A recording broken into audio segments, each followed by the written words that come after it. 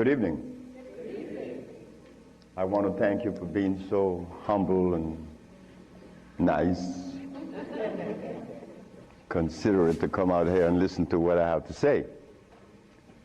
But what I have to say is mine. It was never mine. It's ours. I never believed that I would find myself in front of an audience having to talk about a subject that we all once knew. A subject that is as old as creation. And if you want to see what I'm talking about, we have to just take a look at the zoo. The zookeeper doesn't feed the gorilla the food of the polar bear. Am I right? So how come we eat the food of everybody?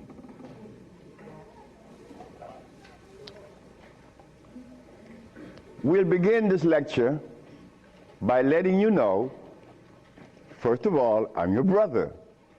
No more, no less than you. I can't be smarter than you. That's impossible. We have the same amount of brain cells. So how was I privileged to be navigated to this information? I don't know. I don't even question myself. I just like to live. As a little boy, I hated school. That is the truth. I didn't go to school. I didn't like school. I didn't like to comb my hair. I didn't like a whole lot of things. I didn't like money. I was 12 years of age. I was Seventh-day Adventist. Corby Brown. We left that afternoon from the church. It was the 13th Sabbath. I said, Kirby, how did you like the lecture? I didn't. I said, why you didn't, Kirby? Because they talk about Solomon. I want money. I said, Kirby, but when you have wisdom, you have everything. Well, I don't know what wisdom is now, nor then. But I knew that money was not my pursuit. Kirby said, I want money. We were 12 years of age, 1945. I'm 72 years of age now. In 1994, a young man by the name of Tom Flowers came to me and said, guess who is coming tomorrow? I said, who? Kirby Brown. I said, well, if I remember correctly, Kirby said when we were 12 that he wanted money. I hope he made millions of dollars. I don't have any millions. I don't even have $1,000. Which I don't. But that's okay. I live. I found that avenue, or it was shown to me how to live. Not to read books, because everybody reads books, but yet society is deteriorating more every day. Everybody reads books. The brother called the other day on the radio and said that he asked about corn, right? Corn? He read books. He said that the text, the Kemetic text showed him that corn is good. Well, he better examine his text, because corn was made by man. But anyway, Kirby said he wanted money. That was a Thursday. Tom Flowers said, Kirby is coming tomorrow. So I said, well, if Kirby didn't make his millions, I'm going to remind him that we are alive. We are alive. Kirby didn't arrive. Kirby would never arrive. They had to take axe to chop the hotel door down. Kirby died of a heart attack. Kirby weighed 390 pounds. Kirby wanted money. He became a cab driver in New York. I didn't want any money. I didn't want it then or now. Because it's not important in your life. It was never important in our lives. The Maya shows that. The Maya built pyramids. The Maya lived for millions of years in the jungles of Central America. No money. The Africans? How long did we live in Africa without money? Since creation. Now they tell us we need money to fight AIDS.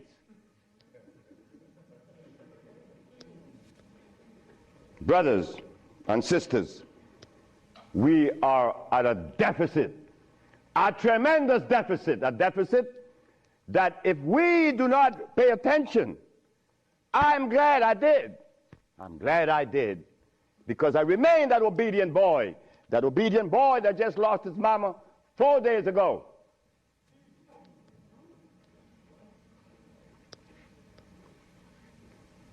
I listen. I listen. But to listen, you can't have a philosophy in your head. If you have a philosophy in your head, you cannot listen to anyone. I was there. I was a Seventh-day Adventist. I listened to no one but those things that came from the church. Well, if I was to listen to the church today, the Seventh-day Adventists, I'll be eating tofu. I'll be sick. You see? I'll be eating tofu.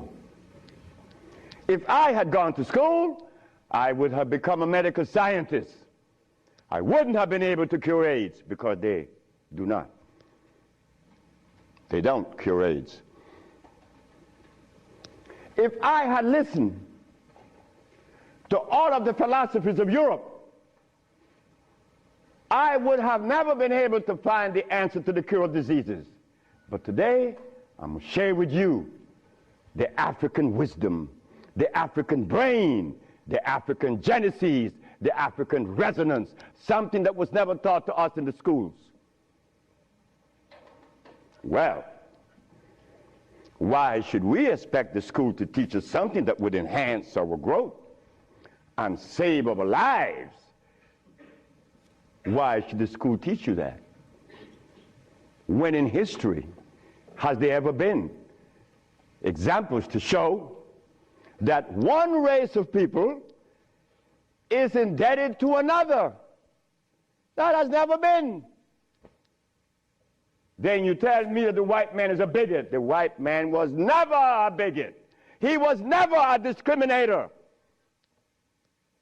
The white man is a person that obeys the first law of nature. Self-preservation is the first law of nature. So the white man, whenever he proceeds to preserve his race, and we sit back and say he's a bigot, it's only because we have lost it and we don't even know how to get ourselves out of this mess. I'm one of them. I'm you standing here. But one day,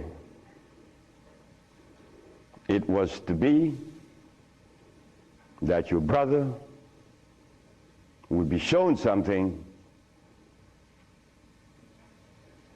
that would change the profile of things. I left my country, where I was born then. In 1953 to New Orleans, I became a merchant seaman. I was 20 years of age. As a merchant seaman, I became an engineer 5 years later. I'm a steam engineer. Don't ask me how I did that, because that's going to baffle you, because I've never been to school, and I don't read books. I don't read books now, nobody's book. I'm not even going to read my own.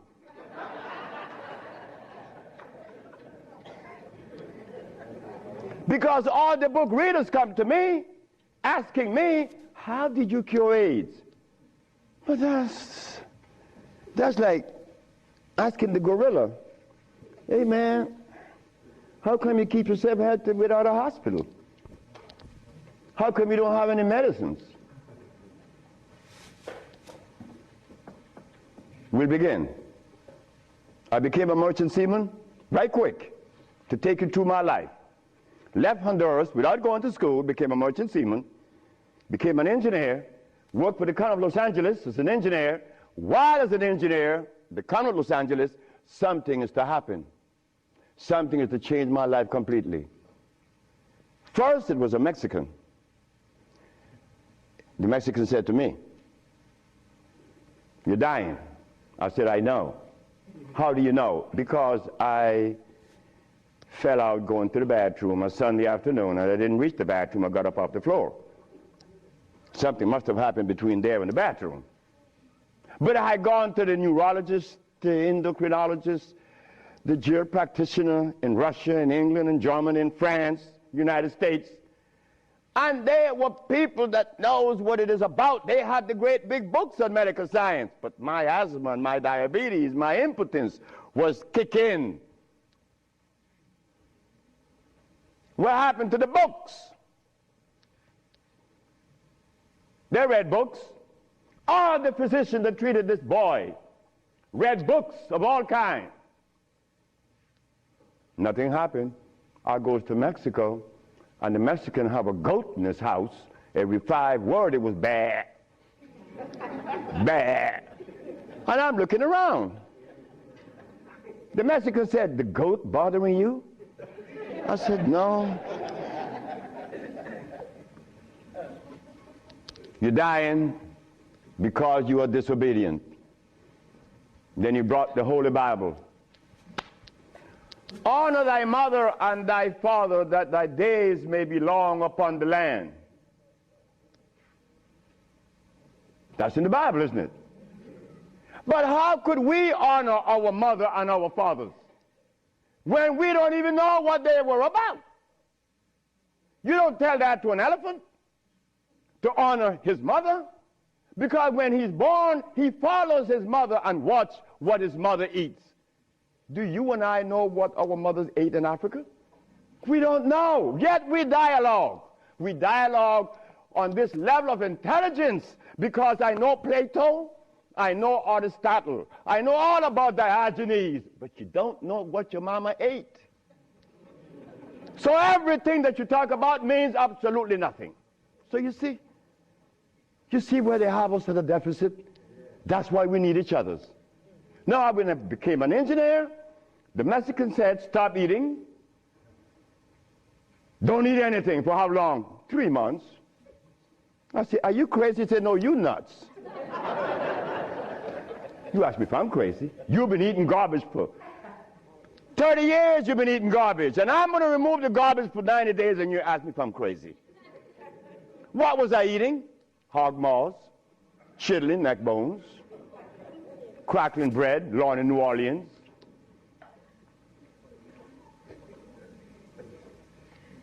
Eggs, because the grown-ups told me when my penis wasn't getting hard, eat eggs, drink raw eggs. And I did, by the dozens. And nothing happened. The Mexican said, "Don't worry about it, don't eat." 90 days later, I was no longer impotent, no longer diabetic, no longer asthmatic, no longer with glasses on my eyes, and this stomach hair was 42.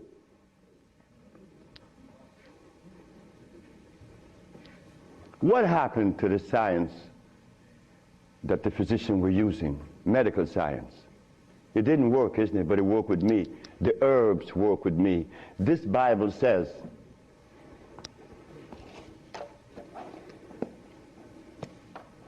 in the book of Revelation, it says 22 verse, and the first chapter, it talks about the herbs for medicine. Am I right? Well, ladies and gentlemen, what could have happened to us that when my brother, who was a preacher for 30 years, was sick, and instead of going to God's medicine, he went to the physician to get a chemical in his arm. My brother died 21 years ago. I'm not a preacher.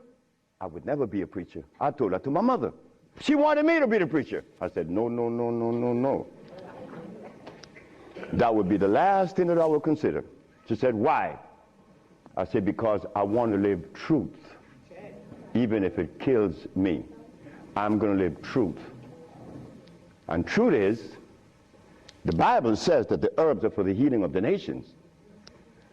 But the preacher, when he gets sick, he go get a chemical. What is the message he's sending to God? Come on, just be truthful.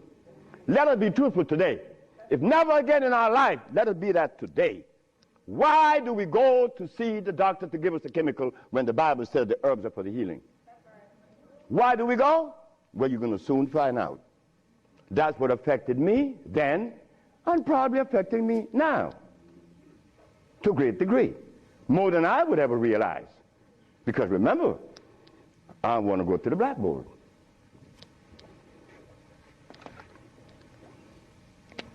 Roughly speaking, Africa. Way overhead, we put America.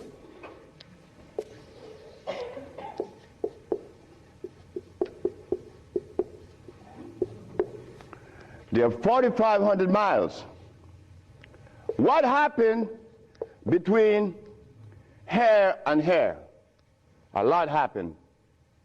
You see, when we were here, without the mathematics, without the ABC, without the sciences, when we were here, we had something to our advantage that we no longer have here. We are blind here. Here we weren't. We were seeing. Why? Because God provided us with everything we needed here. And none of it was comfrey or rice and beans. There were no tofu. There were no soy there. There were no cows. And there were no hogs, no chicken. There were no flour. Those things didn't come from Africa. You see rice and beans and flour and cheese and meat and the starch that you eat, they all came from right here, from a laboratory.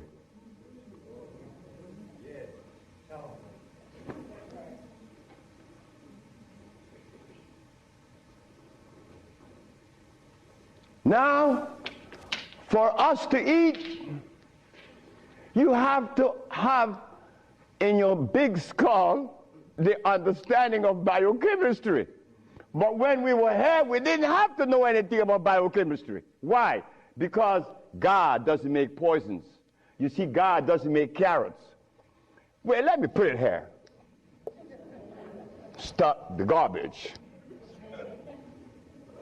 Anytime someone tells you that tofu is good for you, that someone that just gave that information to you has one eye open.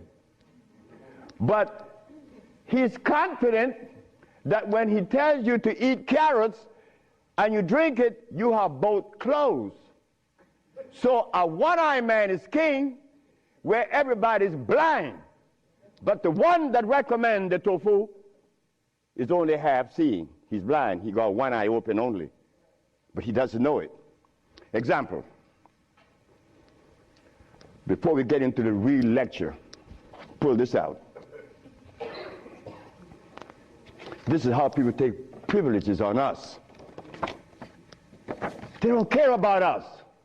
They bring us information that, oh God, that's why the rest of the world laugh at us. Because they know that we have both eyes closed. Here it is. Moringa. Moringa has 23 times the iron in spinach. Spinach has iron? No, because spinach, let me take my time because there's a whole lot of information. I don't want to jog it up. Anything that has a pH of 7 plus is alkali. Anything that has less, 5, 4, 3, 2, 1 is acid.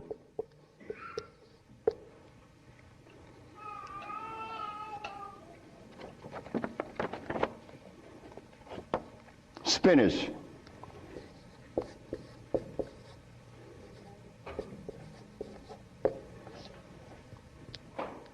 Acid. Why compare moringa with spinach? When spinach has a starch base, it has no iron. 7 times the calcium in milk. Milk has calcium. Well, I stopped drinking milk 42 years ago, and I could fall on my knees. You drink milk with moringa, because they said to mix it with milk and some pages hair, you're not going to fall on your knees at 73. You're going to leave your knees down there. 11 times vitamin A that you find in carrots. Carrots has vitamin A. Carrots belongs on the acid side of life.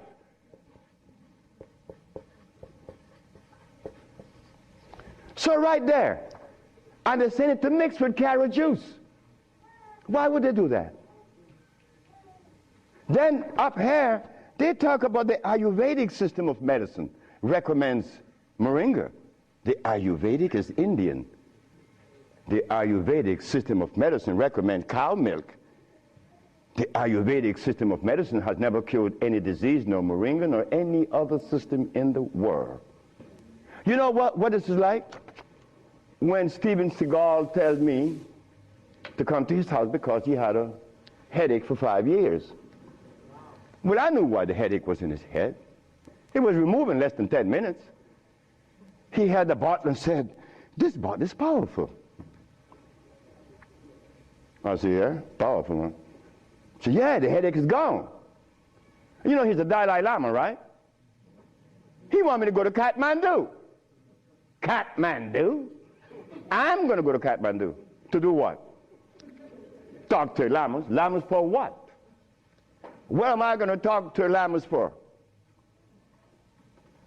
They couldn't cure your headache that you had for 5 years. The lamas need to come and see me, not me, the lama. But since we were compromised, we left all our food in Africa. You and I don't even know what we ate in Africa. So don't even go there. But we have the opportunity because one of your brothers happened not to go to school and look outside of the paradigm of school and found something altogether different. And what did I find? That anything that God made is on the alkali side. Why? The molecular structure is complete. It was made by nature, not man. Anything that God made has no starch. That's another thing. Anything that nature makes has no starch. Anything that man made has to have starch, because starch is a binder. To titrate two unequal chemicals, you have to use a starch. Starch is not a food. Starch is a chemical. And what have we been eating since they took us away from Africa? Starch and blood.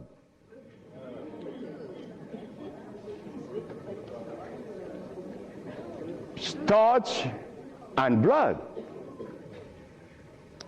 We didn't eat blood in Africa. Gorilla doesn't eat blood. He eats leaves and berries. But gorillas are sane. They listen to each other, and they have a society well put together. Well, Sebi, when he became the engineer, and he found out that the pH value of things had a lot to do with healing and the properties that's to be used, I was happy. I used to run home. Guess what I found? I found that the herb that everybody's talking about is acid, and everybody's using it. What herb is that? Comfrey. She said, what? I said, yes, it's on the acid side. And so is rose hips, enchirecia. What about golden seal? That's right, golden seal was made. It's like the stick that you put in your mouth. They call what? What they call it? The chew stick. What they call it? Liquid stick. Everybody have liquid stick in their mouth, right? But liquid stick was made.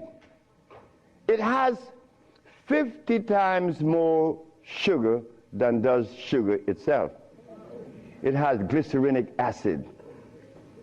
You see, we didn't have to study biochemistry in Africa because everything we had there was on the alkali side, so we could eat anything. But when they brought us here,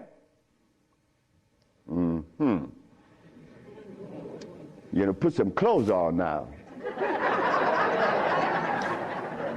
And after they put the clothes on you, come here, boy. You got to get in front of this classroom. You have to learn this ABC stuff. But hold it now. Gorillas doesn't take their cubs to be trained by polar bears. Gorillas train her own cubs. The gorilla way. But no. You and I, our parents couldn't do better. They had to take us to the school because they wanted to save us, protect us, because that's mother. Mother doesn't want child to suffer. So mother was shown that if child didn't go to school, they'd be illiterate, and the society is made up where you must go to school if you want to buy a Mercedes. But in our society, school, what you mean by school? We don't have such animal. We build things. And those who've been to school can't even build the pyramids today. Not in Honduras, not to mention the pyramids in Mexico. They're 4 times the size of the pyramids in Egypt. Oh, yes. I know Ben joking and didn't talk about that. But that's okay. Because he need help like I need help. We all need help. So the school that we thought was going to be so equitable, so useful, has become a deterrent. Because those that have been to school doesn't cure anything. How did I learn and I didn't go to school? Easy. We baby-aged kids. We don't die. Right? We do it. I'm not wiser than you. I may be more mischievous than you. I know that because I do some mischievousness that you would not believe. But anyway, as an engineer, I went to work one night and I began to test herbs. And I begin to see that all the herbs that you guys are using are acid, every single last one of them, except for burdock, yellow dock. They're natural herbs. And the other one, which is the red clover, that's a natural herb. They're alkali. They're very good. So I begin by compounding herbs from all over the world. And lo and behold, a blind man was killed named Mr. Fredericks. Then the Japanese, Fred Takashita's wife, was killed of endometriosis. She had a baby. She was never supposed to have a baby. It's a white lady from Utah. My boss brought his daughter and his brother with ulcers. They were cured. The boss came to me one afternoon and said, "So you're going to leave me?" I said, "Yep." He said, "You're going to leave me? On your resume, you said that you didn't go to school. And the only reason why I hired you is that I was curious to find out how could a man have an engineer license, never been to school. I wanted you to fail. But instead, you did something that is extraordinary. Are all black people like you?" I say, "Brett Howell," his name is Brett Howell. "Are all black people like me?" I say, "I'm the dumbest." "Yes, they're all like me and more powerful than me." "Well, how come they're not doing what you're doing? You killed the blind man. You killed my daughter's ulcers. Could they do that?" I said, "They could do it better than me. But why aren't they doing it? Because they're afraid of you. I'm not afraid of God. I'm not afraid of the devil. I'm not afraid of anything, especially you. Because I don't live in fear." So I say, "Brett Howell, the black man of America is afraid of you white people because you guys made him afraid of you. And you should not feel good about that. It's not about me hating white people, loving black or hating black. It's about understanding. Nobody's going to help us but us. Nobody in this world, whether white, black, Chinese, or Arab, could help us it's impossible for them to help us. Why? Because they don't know us. They're not of our genetic predisposition. Look, as a Christian, I used to eat pork. Of course I eat pork, and I love it. But as a Muslim, I eat lamb, which is 10 times worse than pork.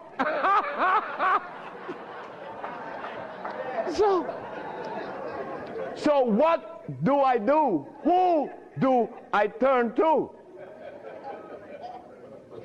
So after I quit my job, the boss said, wait just a minute, because I think you're crazy.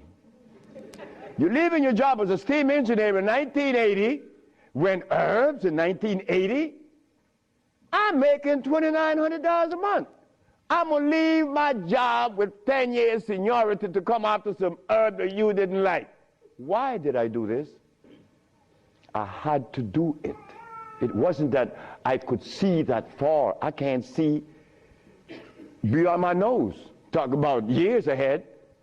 But I had to quit my job. And I had to question myself, why am I doing this? But I did. And 1980, the boss is looking at TV, 1987, on the 10th day of February, and he see CNN, Alfredo Bowman, a.k.a. Dr. Sebi, is arrested for practicing medicine without a license, selling product approved by the FDA, and claiming to cure AIDS and other diseases, which is a fraudulent claim. The boss saw that. The boss' wife is in the bathroom because he told me the story himself. He called her out, come and see the man that's arrested. If he says he cure AIDS, I know he cure AIDS, because Bret Howard knew that I would never compromise myself to a lie. When I talk, I know what I said is the truth, but I also know that in America, you could also be dead right.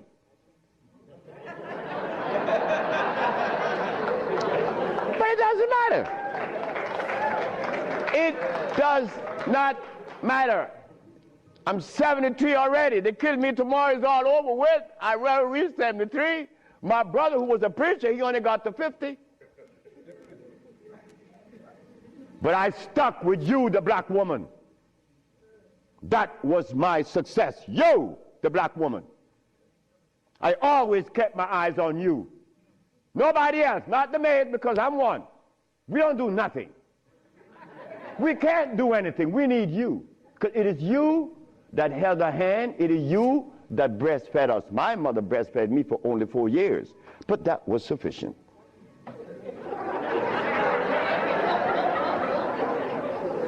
In 1962, two statements was made in a barbershop. 1640 Claiborne Avenue, New Orleans, Louisiana. Timothy Barbershop. Tim Barbershop. Ernest Moriel walked in there when he was a lawyer. And every time Ernest came in the barbershop, we used to jump on Moriel. I mean, we used to kick him around the place. Moriel said, you see you niggas? One day, I'm going to become mayor. And I'm going to remember you, Alfredo. That's me. The big mouth. I'm going to have you in jail. Ernest became the mayor of New Orleans. I was in Los Angeles, and the most hurting thing in my life was when I heard that Moriel had passed with asthma, a disease that I used to suffer with, that I was cured of in Mexico, and that I have addressed so many times. Moriel died. Ernest Moriel.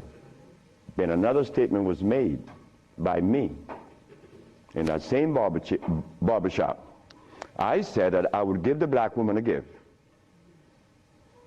Brother said, Logan said, Sapphire? I said, yes, Sapphire, your mama. I said, she was the first, you came out of her, she held your hand, she teach you everything about the basic things of life, and then she cut you loose. Now she worth nothing, she's Sapphire. I'm going to give her a gift. 1962, that statement was made. But 1962, I was sick. I had asthma, I had diabetes, I was impotent, I had everything under the sun. But in 1964, I was cured, and years went by. Then I found out this is the gift to the black woman. The healing that I found is in your hands now, black woman. Yes, it's in your hands. So in 1987, I was arrested. And while I was in jail, I was the happiest man in the world. Because when I was 40 years of age, I was going to work, and I passed by Miss Louise Wright's house on my right, and I made a statement: I'm going to help humanity. And here it is. 1987 is the showdown. I was arrested. All of the people in New York that were healers, I don't need to call their name. They said, yeah. They got the big mouth. They were angry at me because I put an ad in the Village Voice and the Amsterdam News and the New York Post. AIDS has been cured by the USHA Research Institute. And we specialize in cures for leukemia, sickle cell, impotence, blindness, cancer, and others. Well, after all, I did it. Shouldn't I advertise it? You should be glad your brother's doing that, because now you have a chance to share in the bounty, right? That's the way I felt. So I'm in jail, and I'm wondering, how is the American Medical Association going to escape from this one? You see, in the past, herbalists, when they talk, shh, gotta be quiet.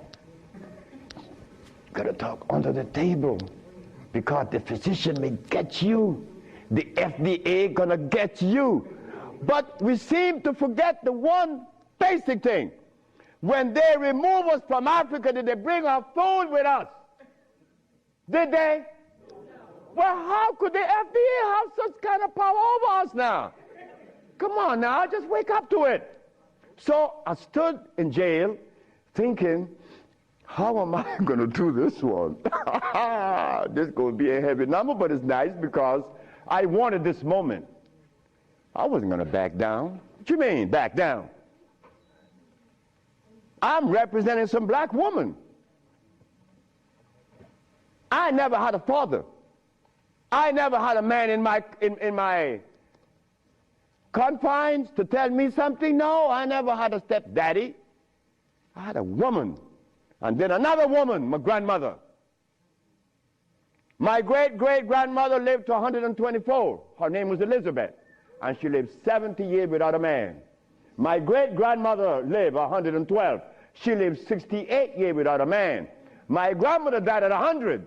And she lived 50 years without a man. My mother died 5 days ago. And she racked up 40. My mother died while I was coming to see you. I didn't turn back. You know why? The relationship with me and my mother was one of love. And she would have never wanted me to be there. My brother told my mother when I was about 10 years ago, he told her, yeah, you didn't like me. You didn't give me any love. You didn't give Fred any love either. That's me. So my mother said, what you say? You gave all your love to the pastor, not to Fred and me. My mother said, like, Fred, are you in on that? I said, ma'am, this boy was talking garbage. See, he told me he's serious. I'm never serious. I don't know what it is to be serious. I hear men talk about seriousness. Well, I don't know what you do with that. But my mama said, raise your hand up and open your fingers. Which finger would you elect to take off of your hand? I said, none. She said, thank you. My mother turned to my brother and said, you said that I didn't give Fred any love. Fred, you wanted my love? I said, nope. Didn't want it. I didn't need it. Because my mother knew if my mother ever interfered in my life, I would be upset. I was in the streets by the river all the time. My mother knows, all mother knows the child that needs her love, her attention. But she loves all. But she knows the one that needs the attention. I didn't want my mother attention. And she knew it. But my brother said that she didn't give him any. But the boy went to the 3rd grade. He owns a fishing fleet, he owns an ice factory, and he owns a fleet of planes. And he said that his mother didn't give him love.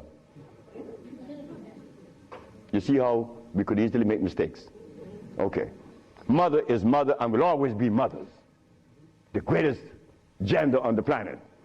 So while I'm going to court now, and I'm standing, the judge said, get the man out of jail, and I went to his chambers. Judge Shorter said, young man, you mind if I ask you a question? I said, no, sir. Why did you advertise that you cure AIDS? Well, sir, my mother's alive, Africa exists, and my face, and I would never offend any of the three.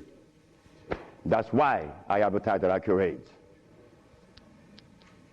He turned to the woman at the desk and said to her, ask her, did you investigate this man before you arrest him?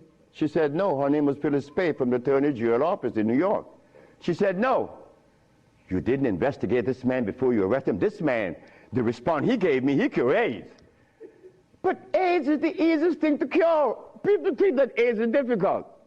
To me, everything is easy, and to you it should be too. And I'm going to show you why it's so easy. So the judge said, well, you're out in bail, and that was February the 12th, I got out of the 13th, but the case doesn't begin until 88. September, I have a year and 8 months. Why the judge gave me so much time, I would never understand. So I waited, trial date. This is where the showdown with black and white.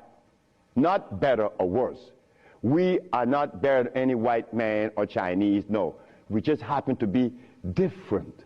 That difference has never been treated by any religion or philosophy. There is a difference that needs to be understood. So while I went into court, the judge said, well, Dr. Sebi, will you please begin? Where do I begin? Begin where you say you cure AIDS and the physicians say there's no cure. The physicians are 100% right. There is no cure for AIDS or any other disease. The judge said, just a minute. There's a contradiction here. The newspaper says that you cure AIDS. Then you agreeing with the physicians. That's a contradiction. No, it's not. When you're limited, it is. But when you leave out the box, it isn't. She said, help me. She said, of course. The physician take the position that there is no cure for AIDS or any other disease, and the physicians are 100% right, according to their philosophy and their perspective. Their medicine didn't show them a cure. So how could they say that there is a cure?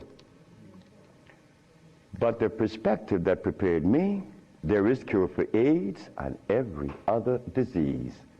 Oh my God, when I said that, the physician jumped up. Your Honor, Dr. Victor Herbert said, Your Honor, what other perspective could there be? After all, you know, this patent on us, the FDA has a patent on us. You cannot talk. The FDA talk, you shut up. Oh yeah? Well, I'm gonna find out. So, the judge said, what perspective is yours? Dr. Victor Herbert, Dr. Bonanno, and Dr. Christopher said, how could there be another? I said, there is another, Your Honor. And what is the other? The African bioelectric cell food. I've never heard of such a thing. That's what the physician said. He had never heard of the African bioelectric cell food. I said, of course. But we have to remind the good physician that he have not heard of a whole lot of other things. But that doesn't deny the existence of the African biomineral electric cell food. What is it? Okay. The allopathic claim that there are multiple diseases. The African biomineral balance negate that position. There's only one. disease. Never been to. The allopathic claim that to treat the multiple disease, you must use a chemical, which is violating God. Right? The African biobalance said no. It's a nutritional approach, electric food. Your Honor, I told you that this man was insane and unscientific. He said there's only one disease, but there's only one. Remember, I'm the boy that didn't go to school. I'm going to break things down to the least common denominator. When I was a steam engineer, I found out that in a machine, thermodynamics I'm talking about, or an automobile, the only thing that could cause this machine to go bad is what? Short circuit, obstruction, overheating. The same thing with the human body. So what did I do? I put compounds together that would cleanse the human body of what? Of mucus. In so doing, AIDS, sickle cell, lupus, herpes, blindness. But it sounds too simple, right? Well, that's not my fault. They have complex things, and then they deal with the complexity.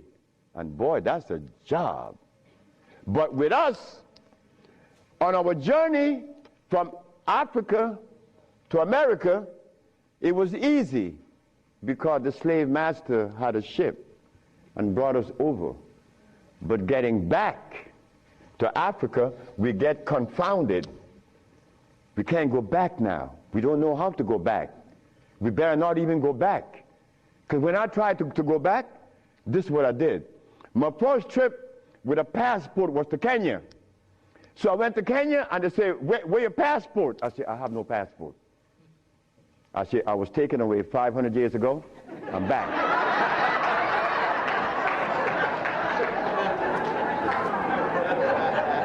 When I left, I didn't have any passport.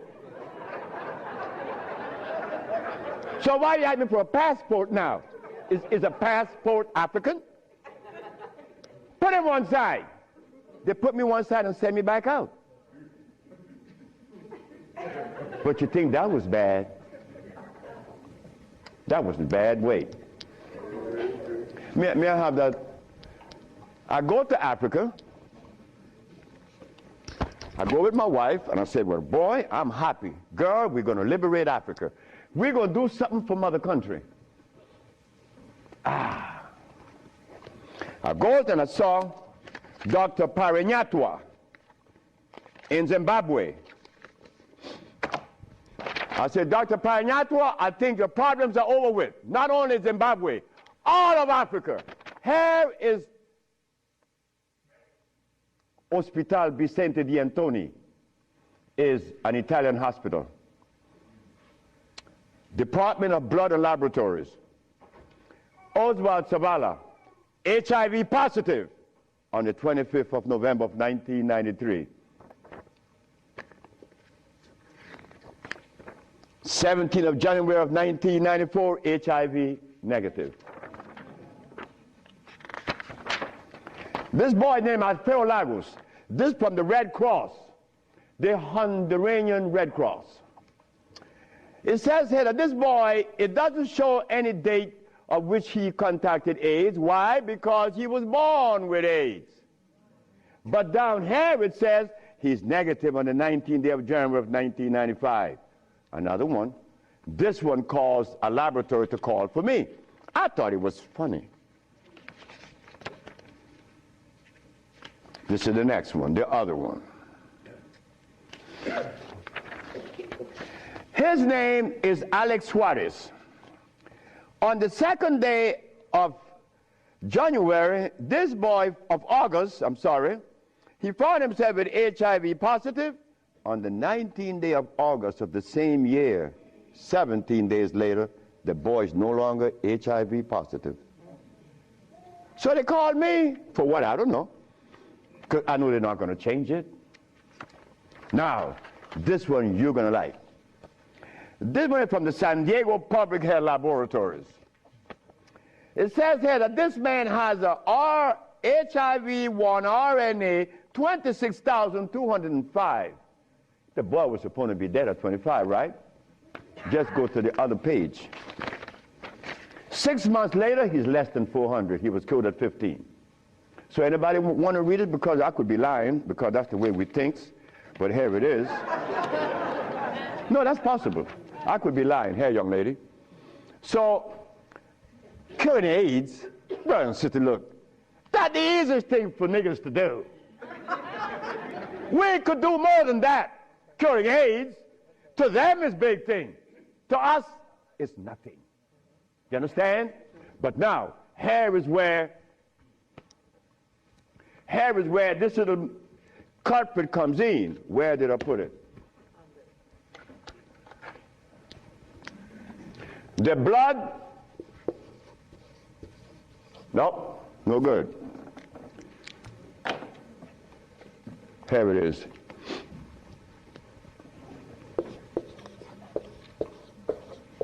Blood and starch.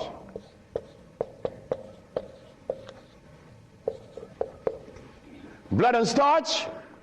Blood and starch is going to prevent you from doing what the ants does for each other. Ants, when it's getting ready to rain, you know what they do? All the black ants, they begin to do what? Cut the leaves and take them to their little nests. Ants doesn't eat leaves. They eat the mycelia that grows on the leaves with the temperature. They are farmers, but they provide when it rains. Red ants does the same. But we black people, we can't do that. Because when your brother showed the world that he cured AIDS, why didn't the African countries jump on it? All the African people eat is blood and starch, nothing else. But that is the Africa that you and I dream about, the Africa that we want to save, the Africa that we all love. I found out that there is no president in Africa that is interested in the cure for AIDS. Not one. No, I'm sorry, only one.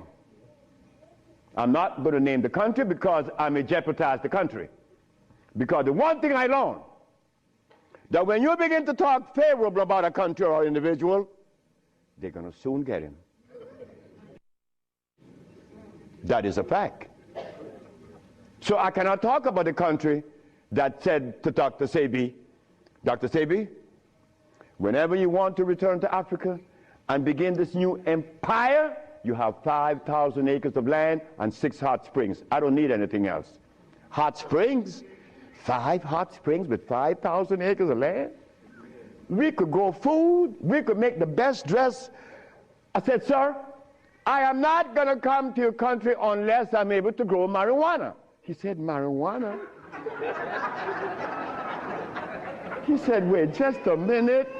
He said, I can't do that. I said, well, the compounds I've been giving your nephew that was autistic, that now is talking, was marijuana. And as for you is concerned, when I came here, you weren't walking. You were dying. Now you're running up the steps in the presidency. Yes, marijuana. That's a God's product. That's not cigarettes. You see what happened? My brother used to smoke cigarettes, but my brother didn't know that the tobacco that he was smoking was artificial. God didn't make that. But marijuana, God did make that. So it must have been a good reason why I was told in school that everything God made is good. Well, I know that. I live that. And I always will smoke it for as long as I live. Why? Because I have that right. I have that right. It's not everybody that uses it, from autism to arthritis, is cured, because everything that God made is good. So as I go to Africa, all happy, I came back with my tail between my legs, because it ain't happening. It ain't gonna happen. They're not interested in that. But the one thing I noticed today and yesterday, and you may have heard it, President Clinton and Sanjay Gupta, they found the end of AIDS.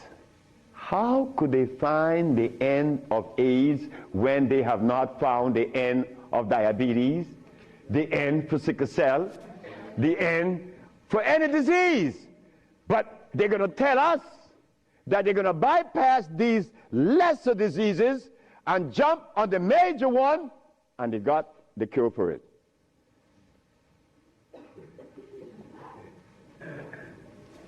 I got documents to substantiate that I cure AIDS, right? So what's up? What's up? Well, I'm going to show you what's up.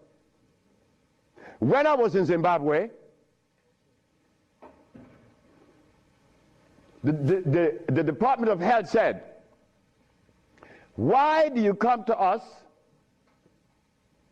saying that you could help us? And your leaders in America didn't help you. My leaders in America? What do you mean by that? They mentioned Minister Farrakhan. I said, just a minute. I don't follow any man. I follow women. And I don't follow sick people. Because if I follow sick people, then I got to be sicker. I go to Brazil. They say, why don't you, if your leaders didn't help you, why should we? I say, my leaders, again, they brought these leaders in front of me.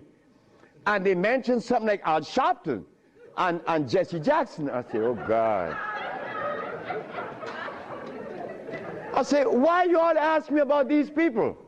I never knew of Jesse Jackson or Al Sharpton or Oprah Winfrey promoting something that is equitable and good for the black community.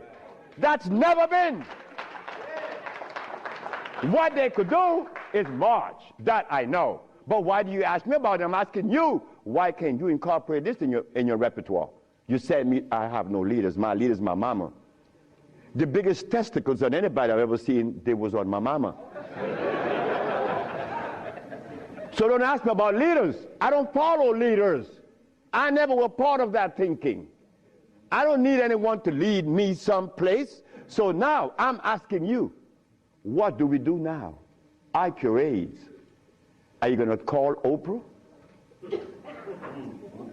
You don't need to. She could advertise 1 million pieces, broken pieces, right? But that's fine. But she cannot advertise the cure for humanity.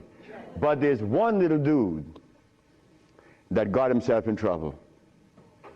And he was totally unaware of what was going to happen. This little dude, I'm home with my wife, enjoying myself, a Sunday afternoon, looking at TV, somebody threw a rock on my window. It's Randy Jackson. What did you want?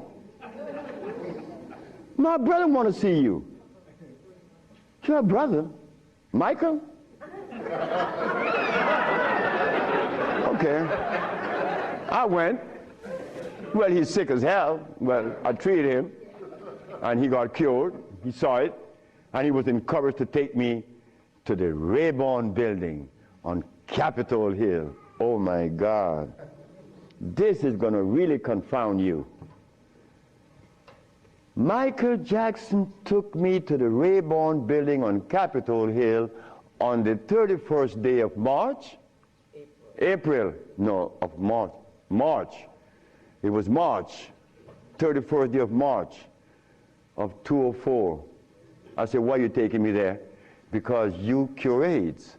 I said, but what makes you think that they are interested in that? What makes you think that the world is interested? I don't care if it's any country in the world, they are not interested. Especially Africa. They were never interested. AIDS isn't killing Africa.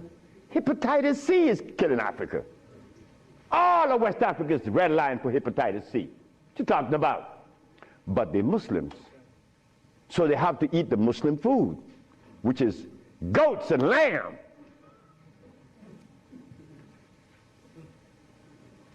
Go tell them that the Arabs played a trick on their brain. You cannot do that. Me, I remain the son of the jungle woman. The jungle woman that didn't have any clothes on. Yeah, I am her son. I stuck with her and she liberated me. You have to hear this.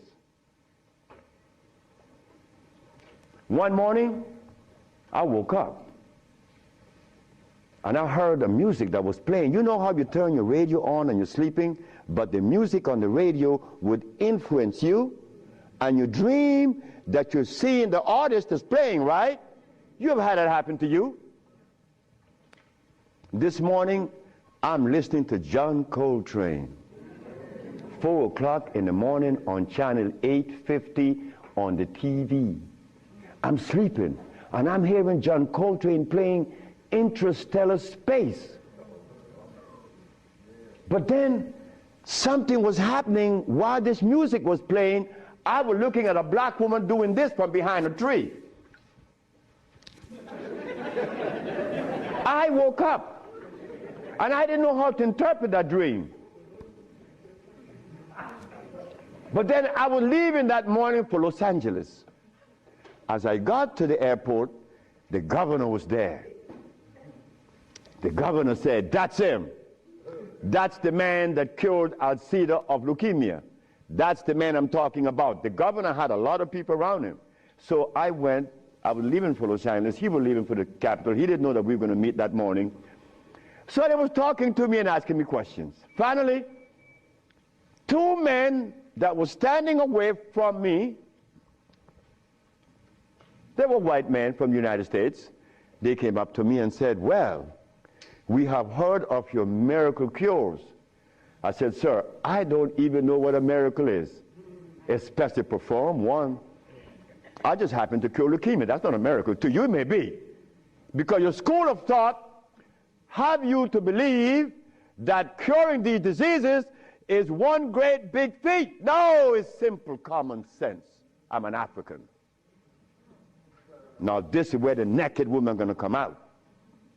They said to me, "We have heard of your miracle cures, but have you been saved?"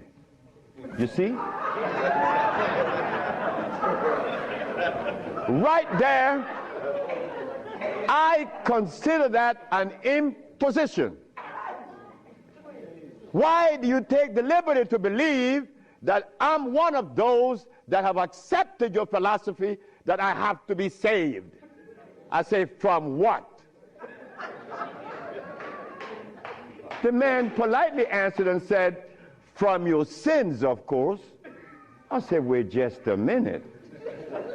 I said, "You know, man, while you guys were standing over there, I said," and I looked at you both, and I said, "Two very intelligent young men.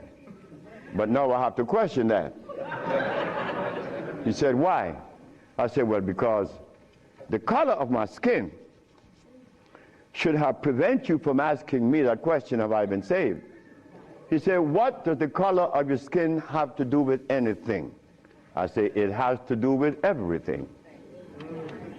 I am the son of a woman that was taken away from the forest of Africa. To begin with, she didn't have any clothes on. But she didn't have any alcohol. And she didn't have any prostitution. And she didn't have any supermarkets. And she didn't have a hospital. And she didn't need anything that God didn't make. And she didn't have any money. So all these things constitute sin. So my mother in the jungles was sinless. How did I become sinful?" You cut it out. You stop that. We have to begin to change our diet, because this diet here of blood and starch is all we eat. That is all we eat. And then with this diet of blood and starch, which confounds their hormonal structure, we have the nerve to tell each other's brother, you were wrong.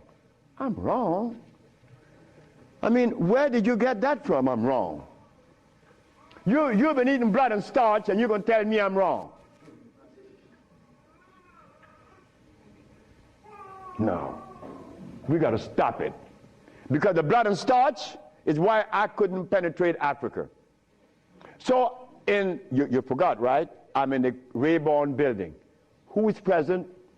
Sheila Jackson Lee from Texas, right? John Conyers, Illinois. Or Detroit? Jesse Jackson Jr. from the House of Appropriation. Our most beloved President Bush. No, we have to give him credit. And no African government ever given me the privilege to practice herbology. Bush did. Bush appropriated $5 billion to fight AIDS in Africa, right? And the African government didn't appropriate one dime. They didn't want their brother to do it for free.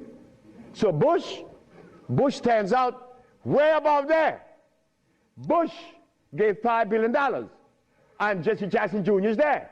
So when I go to the podium and I say, fellas, y'all don't have to look for the cure of AIDS anymore. Here it is. Jesse Jackson Jr. did this.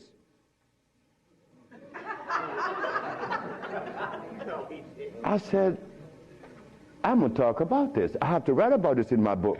Because you, not me, but you and I believe in the leaders.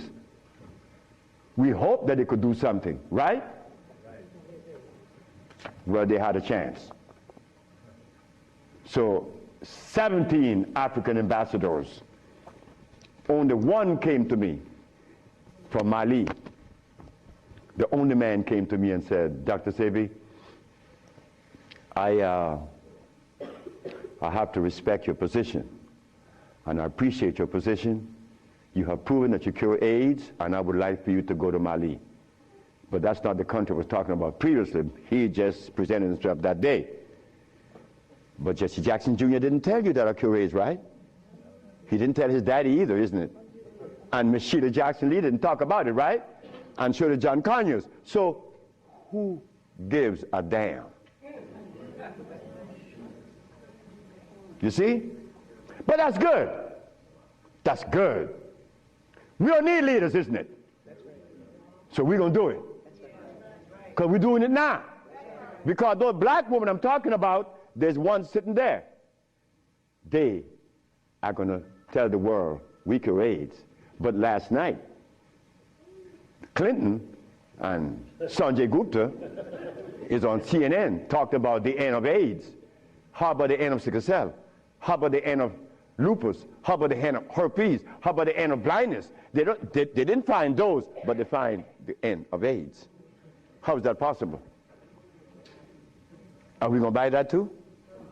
Are we going to let them continue to say that there is no cure for AIDS when your brother is curing it? So we are guilty.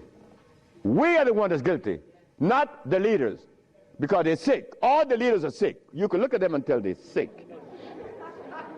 So we have to forget about the leaders, right? So which animal in the forest follows a male? None, right?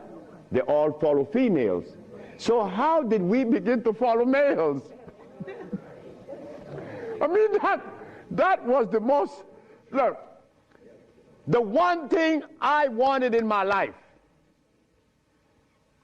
was a woman laying by me as my significant other or my wife, that she didn't have a God or a devil in her brain. That woman is sitting there. Because I could not have a woman laying by me and she worshiping something else. I mean nothing to her. No, you worship you. That's who you worship. That's who we worship in the forest. And we were doing quite well because none of us, her children, could talk about how long did our parents live in the forest of Africa? You don't know. For millions of years since creation, did we have money? We live a perpetual vacation. Now I gotta wear this stupid suit on. When I didn't have to wear any clothes. But now just to live, I have to have a $15,000 suit on, a $5,000 shoes. I have to have all kind of stuff on me. And then I qualify.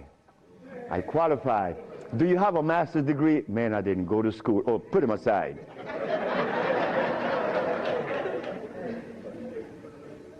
So in essence, there's no one on this planet that is interested in the cure for any disease. None of the leaders, none of those who are talking, they are not interested. It was simple. It was understanding that is alkalinity that cures, not acidity. And any healer that comes to you with these things, like adding carrots, like moringa, it says here, one of the things that I are careful with, it says here, if you add carrot juice with it, it's going to help you. But just a minute, carrot was made by some dude in Holland. It's very acid. So this moringa knows that you have both eyes closed, so I could sell you anything. We don't want that anymore. We don't want to tell stories anymore. We don't want to protect the stories anymore. But you see what happened?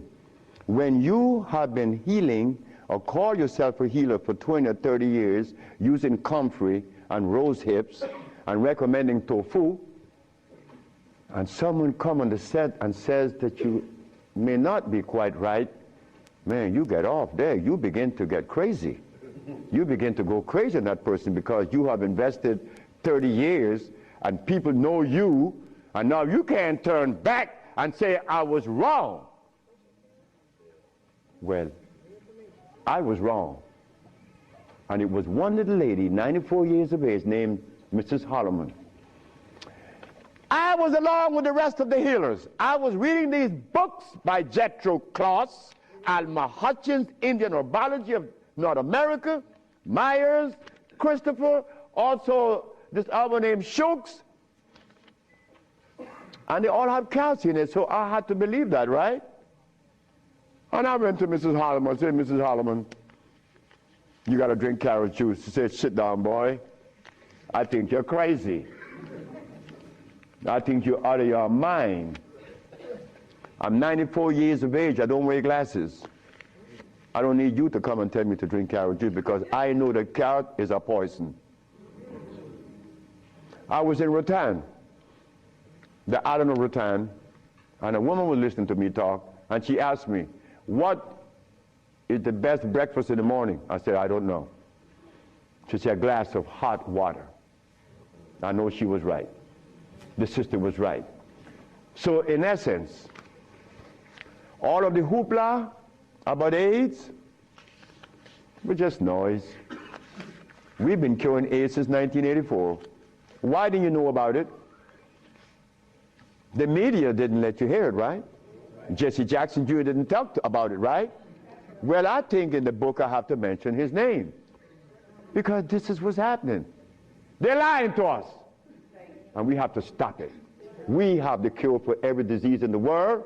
We, the black race, is responsible, not the white, not the Chinese, not the Arab. The Arab need help. They need help now. All Arabs need help because there's no way in the world where you find the highest incidence of eye problem like Arabia because they eat lamb. But could you go and tell an Arab to stop eating his lamb? It's like going to tell someone that uses cocaine, stop. Then you're crazy. Like going to Africa and tell a Maasai, hey Maasai, you only live 47 years, man, and you're going to die because you're eating raw blood and starch. He's going to chop your head off. And he should. Then we go to Guinea, And my wife came to me running. She said, the young man in there with his wife, he's 19. And she's complaining he's impotent. At 19, she said, yes. My wife came with it. What happened? We asked the boy, what does he eat? He eats cassava. Cassava?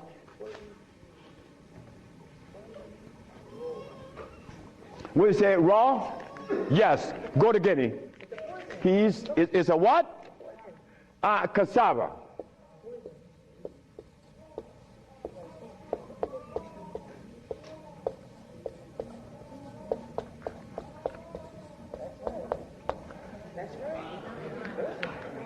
I want you to go to any African country and tell them, no, just ask them, please, why do you eat cassava? Oh, this is African. This is from history. Hey, African, I know you've been bamboozled too, because cassava is not a product of nature, nor of Africa. Cassava is a starch that needs the aid of a man to grow it. Cassava cannot grow by itself, and it has cyanide. But the cyanide has already affected the brain. He cannot think for himself. It's like talking to a Haitian or a Brazilian. In fact, the only country that I have ever visited that have people dark like me, but nobody in Brazil is black. Brazil.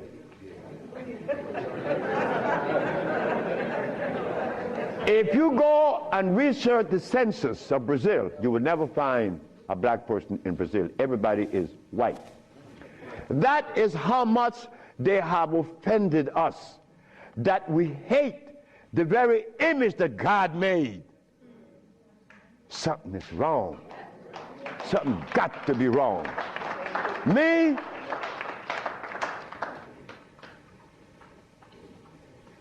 I was a very good Christian, and a very good Muslim, a very good Buddha. And I wanted to join the, well, I don't want to mention it. But anyway, I was a good everything. But what I found, that they were feeding me the wrong food. And I had to deny all of them because they feed us garbage. There isn't a religion in the world that have fed the black race in America or anywhere in the world the food that is consistent with their cellular predisposition. So if you, my religion, is feeding me the wrong food, then what is the message you are sending? It's like putting gasoline in a diesel car. You would not get to South Philly. No, you're not. It's not going to run right. But we eating starch and blood, and we want a dialogue. Dialogue based on what? I mean, come on now. We are the remnants of what world? Let us try to bring it back. We can't challenge each other's. The only thing we have to offer each other's now is love. But to get to that point, a sister told me the other day, because I made a statement in the church, a brave woman stood up and asked me, Dr. Sebi, what have you learned from the entity that you are forwarding to us now? What have you learned from it? I learned to kiss everybody's butt. And I meant that. It came out that way in the church.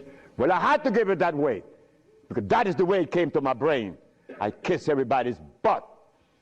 It's easy. You see, it makes it easy. When you start kicking it, somebody's going to do something to you. And when you start kissing it, they reward you. So this sister came to me, and she was very smart. She said, do you literally? I said, drop your panties.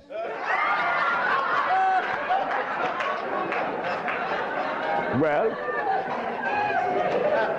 I came out of a woman's vagina. I could kiss her rear end.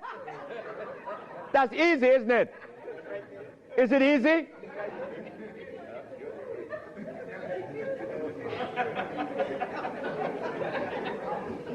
See, I have no what you all call shame. I don't know what that is. I'm not serious. I'm not ashamed. I'm not a man. I'm a male. Beyond that, I don't know. You guys are men. I'm a male. I stay there. It's easy. So brothers and sisters, look, the deal is this. We have the cure for AIDS. Now you're going to get a chance to ask questions. So ladies and gentlemen, I want you to ask whatever question comes to your brain. Feel free to ask. I mean, please, don't you hesitate. Don't you feel that you have to restrict yourself. I know Brother Adis is here. He may ask a few. I'm glad to see the brother. You know, Brother Adis is a brother I've been knowing for years. Stand up, brother. When I saw the brother the other day, I was very encouraged because the brother looks good. Yes, sir. I appreciate the brother. The brother looks good. The brother, I remember him and Sultan and Kwasi in New York. I would hope that Kwasi would come. And a bunch of other brothers. It was a bunch of us brothers. We were in love. New York was, look, we were in love. There was a love that we used to share that was so nice, so warm. But none of us, or all of us, understood that we couldn't follow anybody. Because if you start following one, you have to dislike the other group. But I'm a black man. I have to love everybody. I have to love Muslims. I have to love Buddhists. I have to love Christians. So if I have to love everybody, then I'm going to make it easy. I ain't joining nobody. Because I have to love everybody anyway. So it makes it easy. So now we go to the question. The sister and then you, another, yes.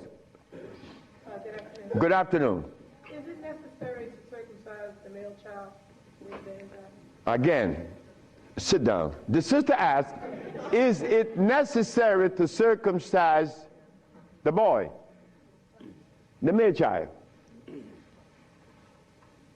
Well, who started that? European. Who? My last little girl was born. I said, you're not, I told her mother, if this child is born and I'm not here,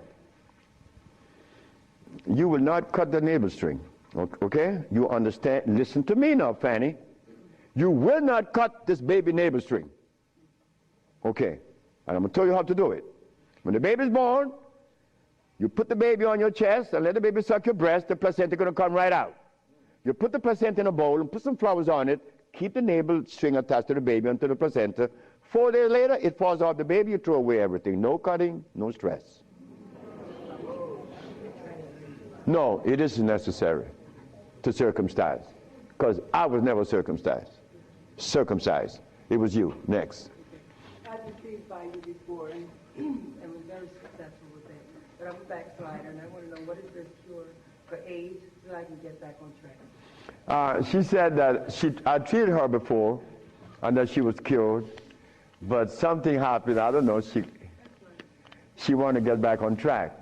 And the next question about how do I cure AIDS?